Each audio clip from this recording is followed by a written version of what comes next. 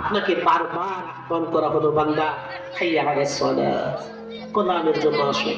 বারবার ডাকা হয়েছে, বিভিন্ন মসজিদ থেকে আজানের সুর আপনার কানের মধ্যে এসেছে, তারপর আপনি গাফেল ছিলেন। দুনিয়া কামাইতে গিয়া যে রব্বে কারীম আপনাকে উদ্দেশ্য নিয়ে দুনিয়ার জমিনে পাঠাইল, আপনি তাকেই ভুলে গিয়েছেন।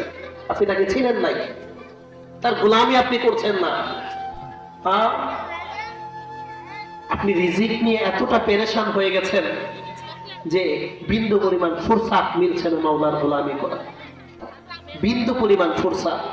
আমাদের মধ্যে এমনও মানুষ আছে যে 5 ওয়াক্ত নামাজ তো দূরের কথা, পুরো একটা সপ্তাহ চলে যায় শুধু জুমার সময় গিয়ে মসজিদে হাজিরা দেয়, তারপর আর কোনো সময় তার নাই। কথা বলে ঠিক কিনা? আর কোনো সময় নেই। তার সময় কি? সে টাকা পয়সা, বাড়ি গাড়ি নারী। এর জন্যই কি আপনি আসছেন? এজন্যই কি আপনি আমি আসছি দুনিয়ার জমিনে? এটাই কি আমাদের করা উচিত ছিল? আল্লাহ কি বলছেন জানেন? ইন্নাল ইনসানা লাযুলুমুন কাফফার। আল্লাহ স্পষ্ট করে বলছে, জোর দিয়ে, আল্লাহ জোর দিয়ে বলছে নিশ্চয়ই ইন্নাল ইনসানা লাযুলুমুন কাফফার, যে মানুষ তোমরা বড় জালিম, তোমরা অত্যাচারী, তোমরা অকৃতজ্ঞ। তো দেখেন, আপনি বলতে পারেন আমাদের মধ্যে সবার একটা এক্সপেকটেশন আছে, একটা চাওয়া আছে যে আল্লাহ আমার যখন মৌত আসবে না, আমি যখন মারা যাব, তখন আমার মরার যে সময়টা আসবে সেটা যাতে ঈমানি হালতে হয়, ভালোভাবে যাতে মরতে পারি, মসজিদে গিয়ে সিজদারত অবস্থায় যাতে মরতে পারি। এই এক্সপেকটেশন সকলের মধ্যেই আছে। আছে কি নাই? আছে। সারা জীবন পাপ কাজ করবে, সব সময় গুনাহের কাজে ইনভলভ, তারপরও চিন্তা করে যুবক বিবাহ করবে, স্ত্রীটা যাতে ভালো হয়। ঠিক কথা বলেন, ঠিক কিনা? এটাই চিন্তা না।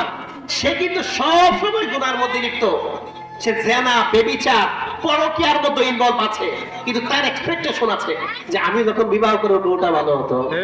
কথা বলেন, ঠিক কিনা? একটু মনোযোগ দিয়ে শুনবেন ইনশাআল্লাহ। তো আপনার আমার এটাও চাওয়া যে আমি যখন মরবো, মরণের সময় যখন আমার আসবে, সাকরাত যখন আমার চলবে, সে সাকরাতটা যাতে নামাজরত অবস্থায় হয়। এরকম চিন্তা না আমাদের?